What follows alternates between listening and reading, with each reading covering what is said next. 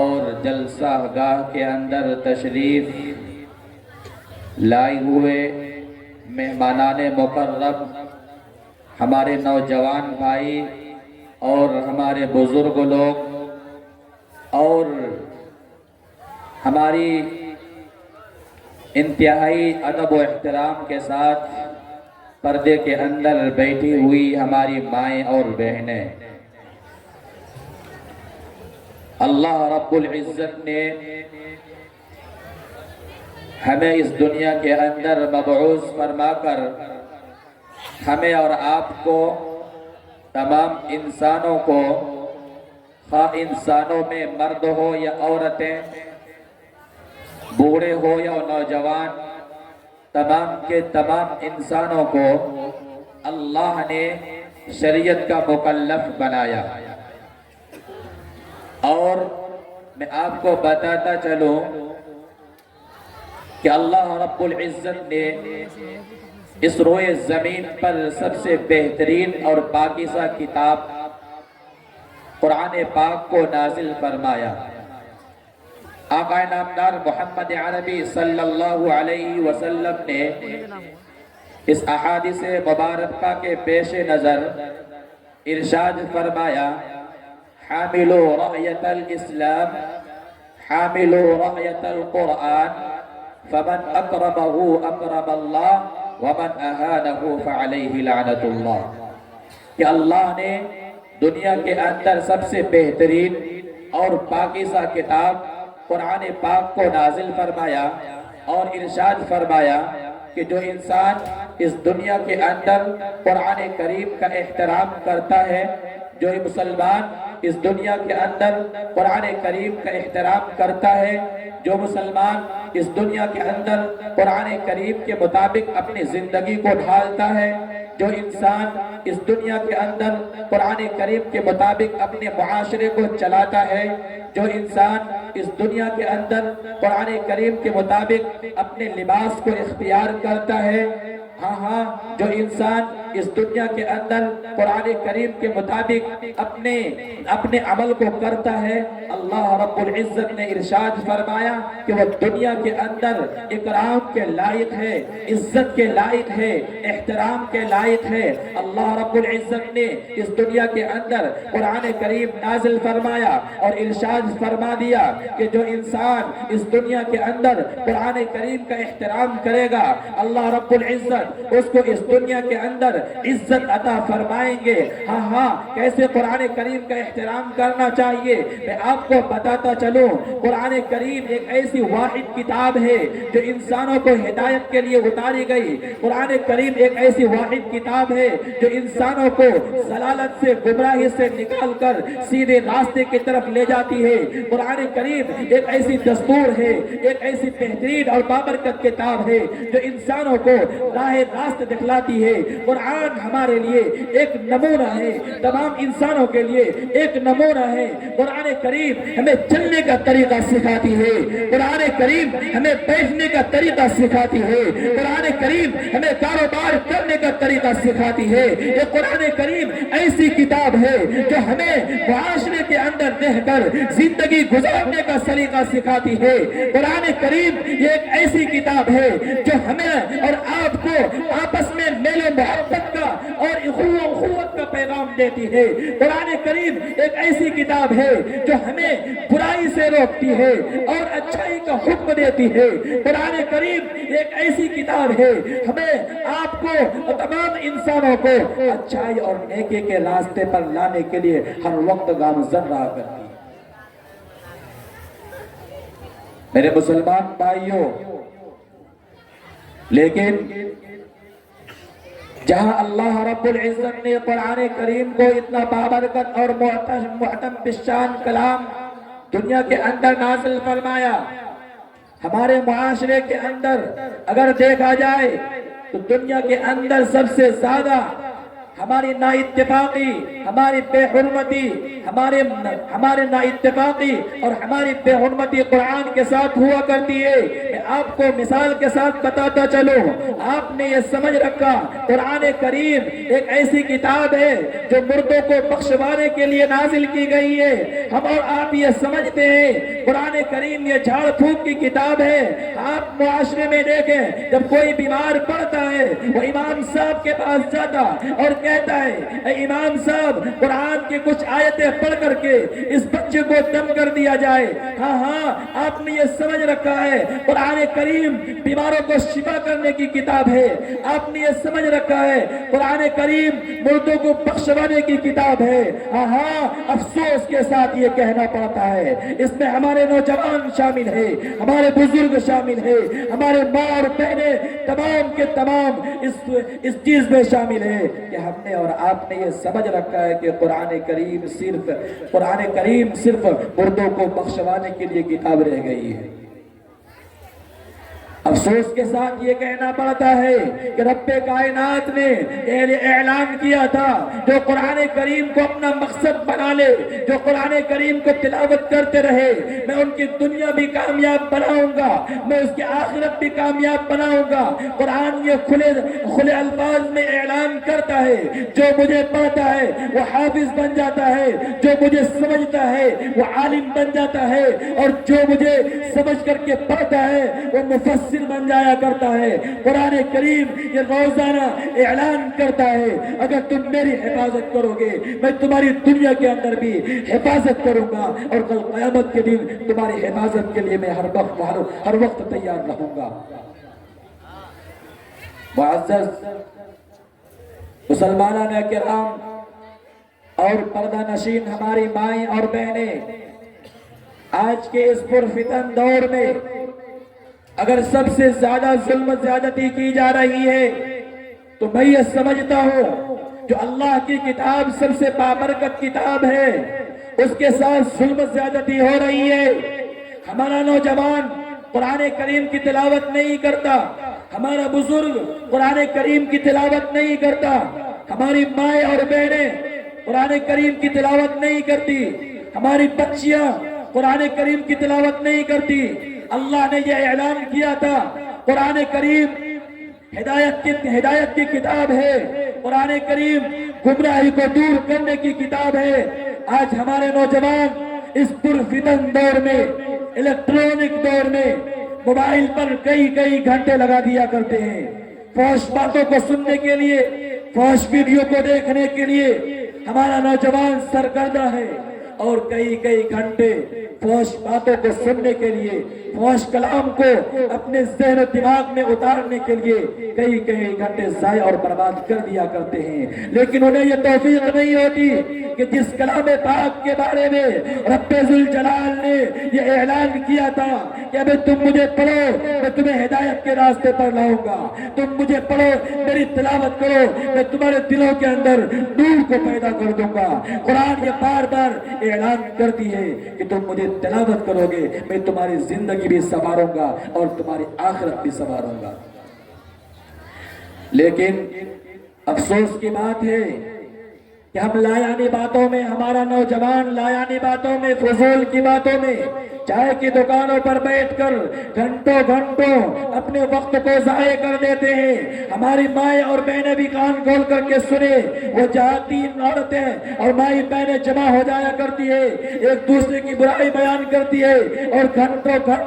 وہ دوسرے کے برائیوں میں، گناہ کے اندر ملوث رہا کرتی ہے۔ اگر ان سے کہا جائے فجر کے بعد قرآن کریم کی تلاوت کی جائے، اگر ان سے کہا جائے ظہر کے نماز کے بعد قرآن کریم کی تلاوت کی جائے تو ان کو پہاڑ سے زیادہ گرا اور بھاری گزر جایا کرتا ہے۔ قرآن کریم آج ہمارے درمیان سے چھوٹ کر ہمارے درمیان سے معروف ہو چکا ہے۔ جس کلام پاک کے لیے اللہ رب العزت نے انسانوں کی ہدایت کی ذمہ داری لی، اللہ رب العزت نے انسانوں کی برکت کی ذمہ داری لی، اللہ رب العزت نے قرآن کریم کی تلاوت کرنے والوں کے لیے اس بات کا اعلان کیا کہ کل قیامت کے دن قرآن پڑھنے والوں سے یہ کہا جائے گا کہ اعجاز صرف ان کو ملے گا جو قرآن کریم کی تلاوت کرے گا، یہ اعجاز صرف ان کو حاصل ہوگی جو قرآن کریم سے محبت کرے گا، قرآن کریم کے پڑھنے والوں سے محبت کرے گا۔ رب کائنات کل قیامت کے دن قرآن کریم کے تلاوت کرنے والوں سے یہ کہیں گے، اے بزرگوار، اے نوجوان، تم دنیا کے اندر قرآن کریم کو پڑھا کرتا تھا اور اس کو سمجھنے کی کوشش کیا کرتا تھا، اتنی تلاوت کی، یہ قرآن کل قیامت کے دن تمہارے لیے حجت ہوگی، تمہارے لیے سفارش کرے گی۔ اے رب کائنات، یہ تو وہ نوجوان ہے جو اپنے جوانی کے حالت میں کھیل کود کو چھوڑ کر، کرکٹ کو چھوڑ کر، موبائل کو چھوڑ کر پرفتن دور میں تمہارے کلام کا تلاوت کیا کرتا تھا، تمہاری کلام پاک کو برکت کے لیے پڑھا کرتا تھا۔ اے رب کائنات، اس کو اس طرف نہ لے جایا جائے، بلکہ اس کا مقام تو جنت ہونا چاہیے، کیونکہ انہوں نے دنیا کے اندر میرے ساتھ محبت کی ہے، میرے ساتھ شفقت کی ہے، مجھ کو تلاوت کے شکل میں اس کو انہوں نے ادا کیا ہے، لہذا ان کا مقام بھی ایسے جگہ پر ہونا چاہیے جو بابرکت ہو، برحمت ہو۔ میرے مسلمان بھائیوں، اللہ رب العزت نے یہ اعلان کیا کہ دنیا کے اندر وہی انسان کامیاب ہو سکتا ہے جو انسان قرآن کریم سے اپنا راستہ جوڑ لے، جو انسان قرآن کریم کو اپنا لے، قرآن کریم کے مطابق اپنی زندگی کو ڈھال لے۔ قرآن کریم میں اللہ رب العزت نے ارشاد فرمایا، واتقوا اللہ، کہ تم دنیا کے اندر تقوی اختیار کرنے والے بن جاؤ۔ ہمارا تقوی اختیار کیسے ہوگا؟ اللہ نے ارشاد فرمایا، جو انسان دنیا کے اندر قرآن کریم کے مطابق زندگی گزارتا ہے، قرآن نے کہیں پر یہ اعلان کیا، یا ایھا الذین آمنوا لا تأکلوا الربا، قرآن یہ اعلان کرتا ہے، اے مسلمانوں، اے ایمان والو، تم ربا یعنی حرام کاری مت کرو، تم سود کا لین دین مت لو۔ قرآن نے کہیں پر ارشاد فرمایا، یا ایھا الذین آمنوا لا تأکلوا الربا، کہیں پر ارشاد فرمایا، کہیں پر ارشاد فرمایا تم زنا سے پرہیز کرو، کہیں پر ارشاد فرمایا تم یتیم کے مالوں کو کھانے سے پرہیز کرو۔ اور یہی وہ تمام چیزیں ہیں جو ہمیں اور آپ کو تقوی کی تعلیم دیتی ہے۔ میں آپ کو بتاتا چلوں، قرآن کریم کی تاثیر ایک ایسی تاثیر ہے جو انسان کو دنیا کے اندر عزت بخشتی ہے اور کل قیامت کے دن بھی عزت بخشے گی۔ میں آپ کو بتاتا چلوں، قرآن کریم کی تلاوت کرنے کا ہمیں مقصد کیا ہے اور مقصد کیا حاصل ہوتا ہے۔ قطب مینار دلی کے اندر ایک بہترین قلعہ ہے، جو دلی کے اندر گئے وہ جانتے ہوں گے کہ قطب مینار کیسی چیز ہے، وہ معروف جگہ ہے۔ وہ کیسے معروف جگہ ہوا؟ ایک نوجوان، ایک بچہ جو اس دنیا کے اندر یتیم پیدا ہوا، ان کی ماں بہت نیک گزار اور پاک طبیعت تھی، وہ ان کی ماں روزانہ قرآن کریم کی 15 پارہ پڑھ لیا کرتی تھی۔ وہ یتیم بچہ تھا، ان کی پرورش کی کوئی ذمہ داری نہیں تھی، ان کے والدین پہلے رخصت ہو چکے تھے، ان کی ماں روزانہ قرآن کریم کی تلاوت کرتی۔ یہ حکم ماں اور بہنوں کے لیے ہے، یہ پیغام ماں اور بہنوں کے لیے ہے۔ ماں بہنیں سنیں، وہ بچہ جب ماں کے پیٹ میں تھا روزانہ 15 پارہ قرآن کریم پڑھا کرتی تھی۔ جب وہ بچہ دنیا کے اندر نمودار ہوا، قرآن کریم کی تلاوت کے ذریعے سے نمودار ہوا، جب وہ بچہ 8 سال کا ہوا، ان کے ماں کے دل میں یہ خیال آیا، یہ یتیم بچہ ہے، ان کی پرورش کی ذمہ داری میرے اوپر ہے، ان کی پرورش کی ذمہ داری اور کوئی نہیں اٹھا سکتا، اور میں اکیلے اس دنیا کے اندر ہوں، میں اپنی ذمہ داری اور اس بچے کی ذمہ داری برداشت نہیں کر سکتا۔ ان کی ماں کا یہ طریقہ تھا کہ جب تک وہ بچہ ماں کے پیٹ میں تھا روزانہ 15 پارہ بلا ناگا تلاوت کر لیا کرتی تھی۔ اب وہ بچہ جب نمودار ہوا، 8 سال کا ہوا، 10 سال کا ہوا، وہ بچے کے ہاتھ پکڑ کر مدرسے کے اندر لے جاتی ہے اور کہتی ہے اس بچے کو قرآن کریم کی تعلیم دیا جائے۔ مدرسے والے انکار کر دیتے ہیں، اس وقت اتنا وسائل نہیں تھا، مدرسے والے نے یہ کہا میں اس بچے کو رکھ تو سکتا ہوں، پڑھا تو سکتا ہوں، لیکن میرے پاس کھانے کا انتظام نہیں ہے، اور ایسا بچہ جو ابھی 8 سال کا ہے جو کچھ پڑھنا نہیں جانتا، ایسے بچے کے میرے مدرسے میں کوئی گنجائش نہیں ہے، میں اس کو نہیں رکھ سکتا۔ وہ یتیم ماں بار بار یہ کہتی ہے یہ ایک ایسا بچہ ہے، یتیم بچہ ہے، اس کی پرورش کرنے کی ذمہ داری کسی کے اوپر نہیں ہے، میں خود اکیلی ہوں، میں اپنی پرورش کی ذمہ داری اٹھاؤں، اس بچے کی پرورش کی ذمہ داری اٹھاؤں۔ وہ قرآن وہ مدرسے کا جو ذمہ دار تھا وہ پوچھتا ہے کہ یہ بچہ تو ابھی ابتدائی درجے میں تعلیم حاصل کرے گا، لیکن میرے پاس ابتدائی تعلیم حاصل کرنے کا انتظام نہیں ہے، لہذا آپ اس بچے کو لے کے جائیں۔ وہ عورت جو یتیم تھی وہ بار بار یہ درخواست کرتی نہیں، اس بچے کو داخلہ لے لیا جائے، یہ ابتدائی مرحلے سے تعلیم حاصل کرے گا۔ ہاں جب اس بچے سے پوچھا گیا کہ تم کیا کرتے ہو اور کس مقصد کے تحت یہاں پر آئے ہو، جب پہلے دن وہ بچہ داخلہ ہونے کے بعد کلاس میں بیٹھتا ہے تو برابر اپنے استاذ کو 15 پارہ بغیر کسی غلطی کے، بغیر کسی اٹک کے وہ سنا دیا کرتا ہے۔ وہ استاذ جن کے پاس پہلے دن وہ پڑھنے گیا تھا وہ حیرت میں ہوا، تعجب میں ہوا اور ذمہ داران سے یہ شکایت کی، آپ نے تو یہ کہا تھا یہ بچہ ابتدائی درجے کے ہیں، اس کو نورانی قاعدہ پڑھانا ہے، یہ بچہ تو ایسا ہے جو 15 پارہ بغیر کسی اٹک کے، بغیر کسی غلطی کے بہترین انداز میں سنایا جا رہا ہے، سناتا جا رہا ہے، اور میں 15 پارے سن چکا ہوں، اب تک کوئی غلطی نہیں آئی، کوئی اٹک نہیں آیا۔ آپ نے تو کہا تھا اس بچے کو ابتدائی تعلیم دینا ہے، یہ تو بچہ 15 پارہ سنا رہا ہے بغیر اٹک اور بغیر غلطی کے، گویا کہ یہ بچہ پہلے سے حافظ بن کر کے آیا۔ یہ بات ان کے ماں تک پہنچی اور کہا آپ نے اپنے بچوں کا داخلہ ہمارے مدرسے کے اندر جھوٹ بول کر کرایا ہے، لہذا میں آپ کے بچے کو اپنے مدرسے کے اندر نہیں رکھ سکتا، آپ اپنے بچے کو یہاں سے لے جائیں۔ اس عورت نے جو یتیم عورت تھی آرزو کی، تمنا کی، اور اس نے قسم کھائی کہ واللہ خدا کی قسم اس بچے کو میں نے اب سے پہلے کسی مدرسے میں داخلہ نہیں کرایا، میں نے آج سے پہلے کسی مکتب کے اندر نہیں بھیجا، میں نے آج سے پہلے کسی مولانا کے پاس نہیں بھیجا، میں نے آج سے پہلے اس بچے کو کسی امام کے پاس دینی تعلیم حاصل کرنے کے لیے نہیں بھیجا۔ خدا کی قسم کھا کر کے یہ کہتا ہوں، محتمین اور مدرسے کے جو ذمہ داران تھے وہ حیران و شزدر تھے، تعجب میں پڑے ہوئے تھے کہ جو بچہ ایک بھی دن مدرسہ نہ گیا ہو، جو بچہ ایک بھی دن مکتب میں دینی تعلیم حاصل کرنے کے لیے نہ گیا ہو، جو بچہ ایک بھی دن کسی علماء کے ساتھ نہ پڑا ہوا ہو، وہ بچہ کیسے بہترین انداز میں 15 پارہ بغیر کسی غلطی کے سنا سکتا ہے، بغیر کسی غلطی کے پڑھ سکتا ہے؟ یہ تو حیرت کی بات تھی، تعجب کی بات تھی، تمام لوگ حیرت زدہ تھے، تمام مدرسین حیرت زدہ تھے۔ لیکن پوچھا یہ ماجرا کیا ہے؟ آپ تو قسم کھا کر کے اس بات کا اعلان کر رہی ہے اور کرتی ہے کہ یہ کسی مولانا کے پاس آج تک نہیں گیا، کسی مدرسے میں آج تک انہوں نے انٹری نہیں کی، کسی مکتب میں انہوں نے ایک دن بھی تعلیم حاصل نہیں کی، تو آیا اس نے 15 پارے قرآن کریم کے کیسے ہمارے اساتذہ کو سنا دی؟ اس عورت نے بہت آرزو اور درخواست کی اور کہا یہ میری عزت کی بات ہے، میرے احترام کی بات ہے، میں اس بات کو اپنے فضل و کمال کو دنیا کے اندر اجاگر نہیں کرنا چاہتا۔ ہمارے اکابرین اور اسلاف کا یہ طریقہ رہا ہے، جو بزرگ آدمی ہوتے،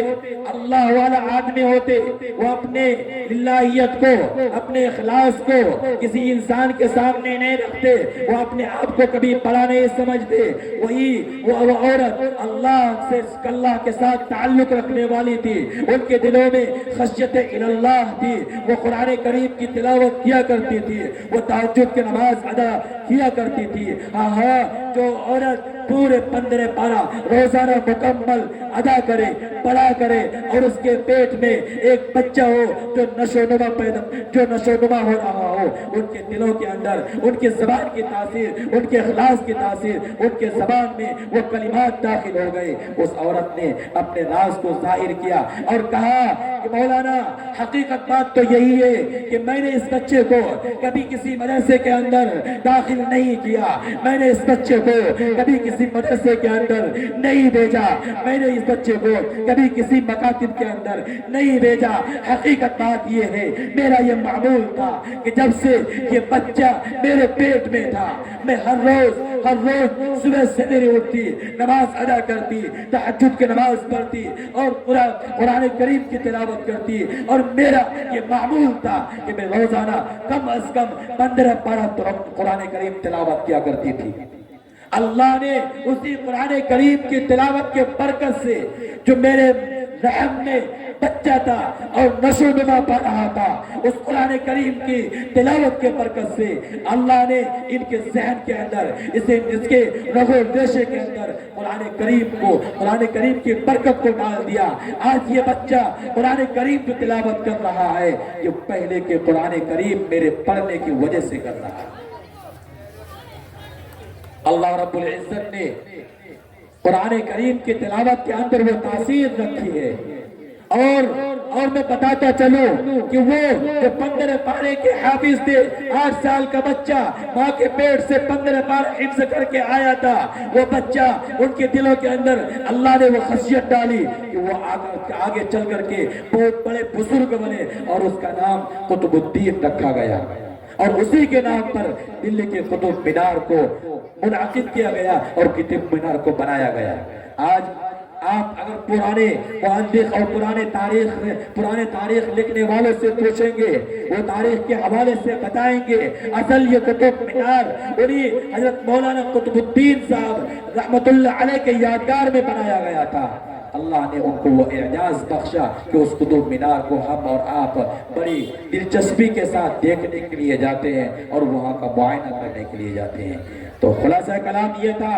کہ جب قرآن کریم کی برکت ہمارے دلوں کے اندر اتر جائے گی، قرآن کریم کی اہمیت ہمارے دلوں کے اندر جذب کر لے گی، اور قرآن کریم کی اہمیت ہمارے ماں اور بہنوں کے دلوں میں اتر جائے گی، تو آج بھی ہمارے دور میں اور آپ کے دور میں اسی طرح قطب ابدال بچہ پیدا ہو سکتا ہے۔ یہ تو قرآن کی برکت ہے، یہ آپ کی برکت نہیں، بلکہ اللہ نے قرآن کے اندر وہ تاثیر رکھی ہے۔ اگر آپ اس کی تلاوت کریں گے آپ